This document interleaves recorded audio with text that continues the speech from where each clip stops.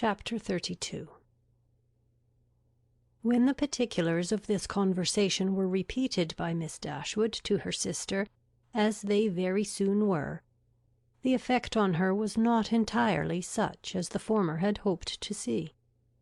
Not that Marianne appeared to distrust the truth of any part of it, for she listened to it all with the most steady and submissive attention, made neither objection nor remark, attempted no vindication of Willoughby, and seemed to show by her tears that she felt it to be impossible. But though this behaviour assured Elinor that the conviction of this guilt was carried home to her mind, though she saw with satisfaction the effect of it, in her no longer avoiding Colonel Brandon when he called, in her speaking to him, even voluntarily speaking, with a kind of compassionate respect, and though she saw her spirits less violently irritated than before, she did not see her less wretched. Her mind did become settled, but it was settled in a gloomy dejection.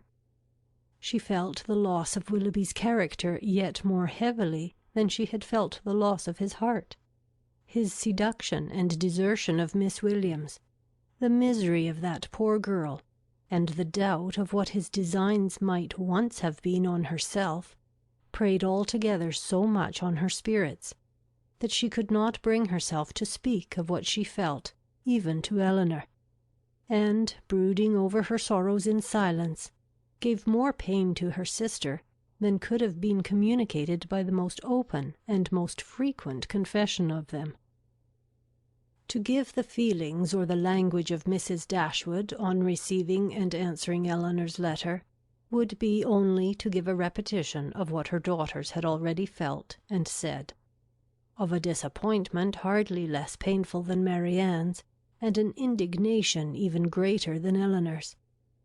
Long letters from her, quickly succeeding each other, arrived to tell all that she suffered and thought, to express her anxious solicitude for Marianne, and entreat she would bear up with fortitude under this misfortune.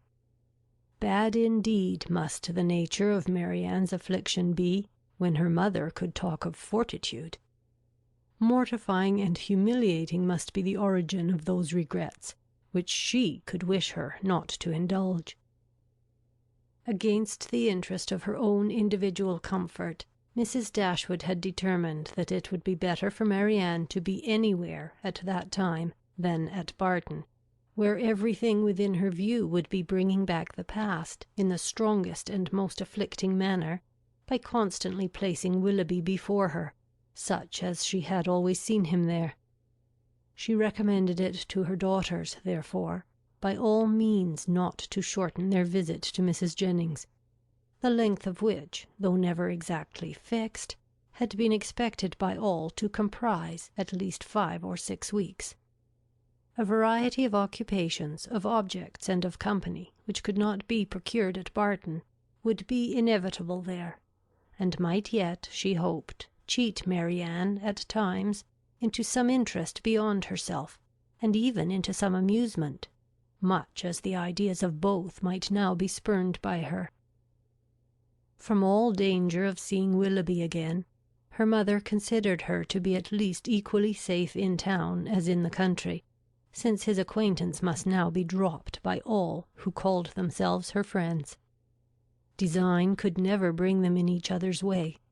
Negligence could never leave them exposed to a surprise, and chance had less in its favour in the crowd of London than even in the retirement of Barton, where it might force him before her while paying that visit at Allenham on his marriage, which Mrs. Dashwood, from foreseeing at first as a probable event, had brought herself to expect as a certain one. She had yet another reason for wishing her children to remain where they were. A letter from her son-in-law had told her that he and his wife were to be in town before the middle of February, and she judged it right that they should sometimes see their brother.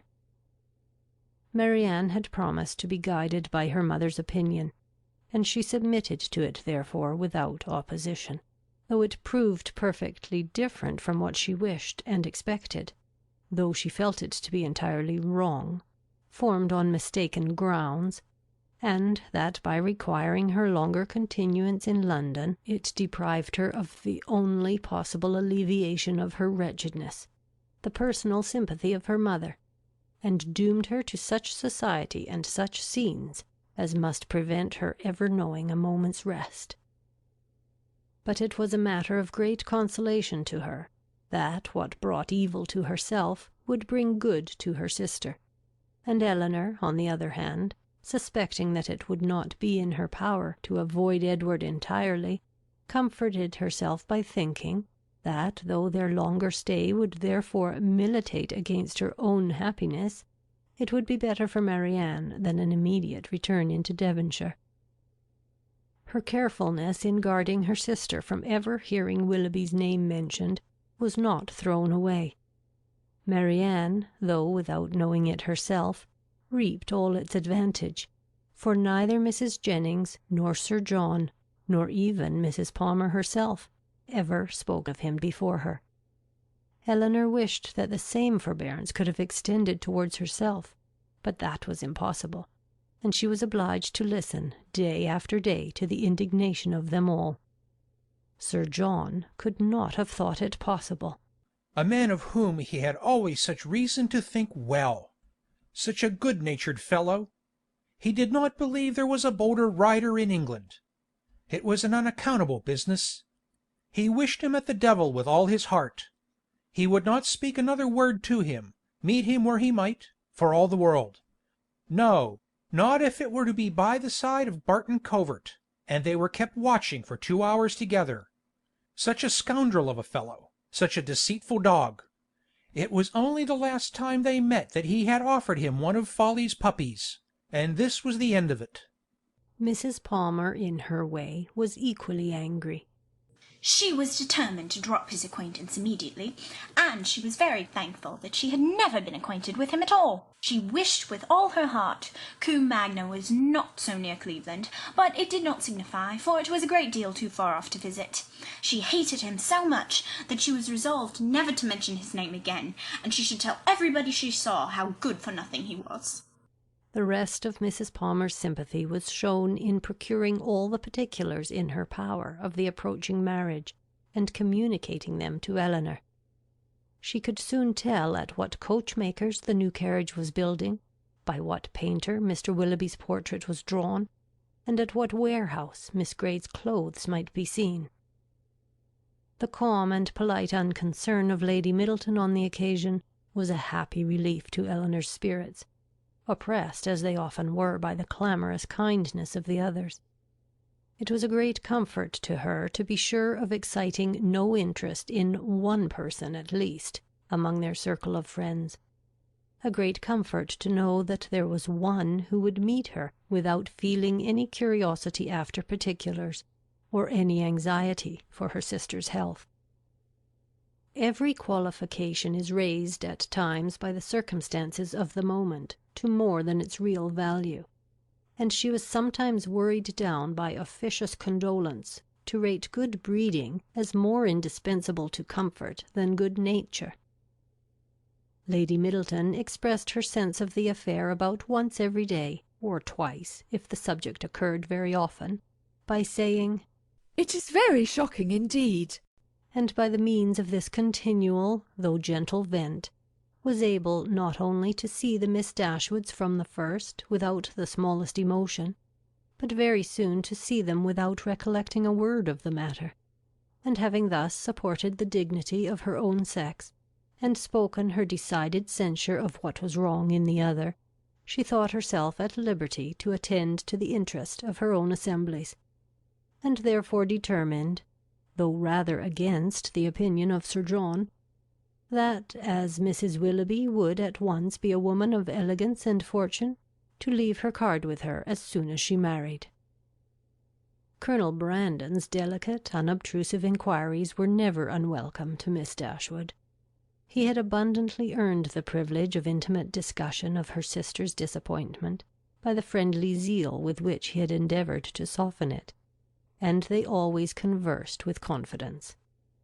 His chief reward for the painful exertion of disclosing past sorrows and present humiliations was given in the pitying eye with which Marianne sometimes observed him, and the gentleness of her voice whenever, though it did not often happen, she was obliged, or could oblige herself, to speak to him. These assured him that his exertion had produced an increase of goodwill towards himself, and these gave Elinor hopes of its being farther augmented hereafter. But Mrs. Jennings, who knew nothing of all this, who knew only that the Colonel continued as grave as ever, and that she could neither prevail on him to make the offer himself, nor commission her to make it for him, began, at the end of 2 days, to think that, instead of midsummer, they would not be married till Michaelmas, and by the end of a week that it would not be a match at all. The good understanding between the Colonel and Miss Dashwood seemed rather to declare that the honours of the mulberry tree, the canal, and the yew arbour would all be made over to her, and Mrs. Jennings had, for some time, ceased to think at all of Mrs. Ferrars. Early in February, within a fortnight from the receipt of Willoughby's letter, Elinor had the painful office of informing her sister that he was married. She had taken care to have the intelligence conveyed to herself as soon as it was known that the ceremony was over, as she was desirous that Marianne should not receive the first notice of it from the public papers, which she saw her eagerly examining every morning. She received the news with resolute composure, made no observation on it, and at first shed no tears. But after a short time they would burst out, and for the rest of the day she was in a state hardly less pitiable than when she first learnt to expect the event.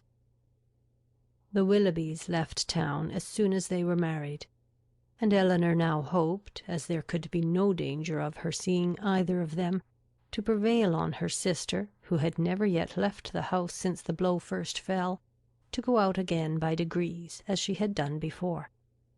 About this time the two Miss Steeles, lately arrived at their cousin's house in Bartlett's Buildings, Holborn, presented themselves again before their more grand relations in Conduit and Berkeley Streets, and were welcomed by them all with great cordiality. Elinor only was sorry to see them. Their presence always gave her pain, and she hardly knew how to make a very gracious return to the overpowering delight of Lucy in finding her still in town. "I should have been quite disappointed if I had not found you here still," said she repeatedly, with a strong emphasis on the word. "But I always thought I should. I was almost sure you would not leave London yet a while, though you told me, you know, at Barton, that you should not stay above a month. But I thought at the time that you would most likely change your mind when it came to the point. It would have been such a great pity to have went away before your brother and sister came. And now, to be sure, you will be in no hurry to be gone. I am amazingly glad you did not keep to your word." Elinor perfectly understood her, and was forced to use all her self-command to make it appear that she did not. "Well, my dear," said Mrs. Jennings. "and how did you travel?" Not in the stage, I assure you, replied Miss Steele with quick exultation. We came post all the way, and had a very smart beau to attend us. Dr. Davies was coming to town, and so we thought we'd join him in a post-chaise, and he behaved very genteelly, and paid 10 or 12 shillings more than we did. Oh, cried Mrs. Jennings. very pretty indeed, and the doctor is a single man, I warrant you. There now, said Miss Steele, affectedly simpering.